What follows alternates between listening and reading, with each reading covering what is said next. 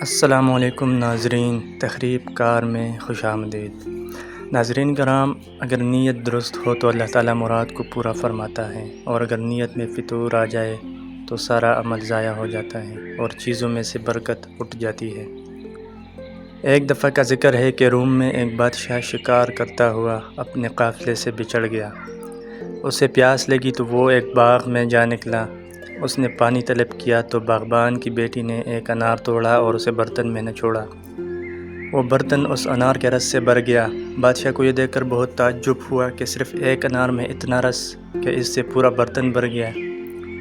اس نے اگلے روز اپنے شاہی وزیر سے اس واقعے کا ذکر کیا اور کہا کہ ایسا باغ تو حکومت کی ملکیت میں ہی ہونا چاہیے۔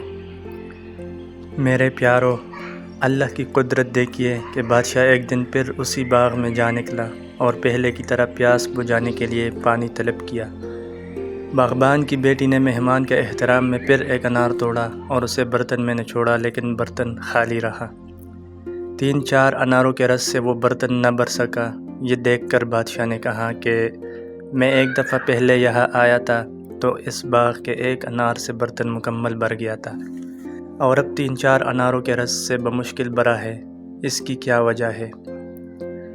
تو سادہ مزاج لڑکی نے جواب میں کہا، باغ وہی ہے، انار وہی ہے۔ اس وقت تو پیاس سے بلبلا رہا تھا اور راستہ بھٹک چکا تھا، اللہ سے مدد مانگتے ہوئے یہاں آیا تھا، تب ایک انار میں بھی برکت تھی تو اس سے تیری پیاس بجھ گئی تھی۔ پھر تیرے دل میں اس باغ کو ہی حاصل کرنے کی خواہش نے جنم لیا۔ آج تو پھر آیا تو پیاس سے تڑپ کر نہیں آیا، اس لیے تیری سوچ اور نیت کے تبدیل ہونے کی وجہ سے ہی اب تیرے رزق میں پہلے جیسی برکت نہیں رہی۔ ناظرین کرام، اگر نیت درست ہو تو اللہ تعالیٰ مراد کو پورا فرماتا ہے، اور اگر نیت میں فطور آ جائے تو سارا عمل ضائع ہو جاتا ہے اور چیزوں میں سے برکت اٹھ جاتی ہے۔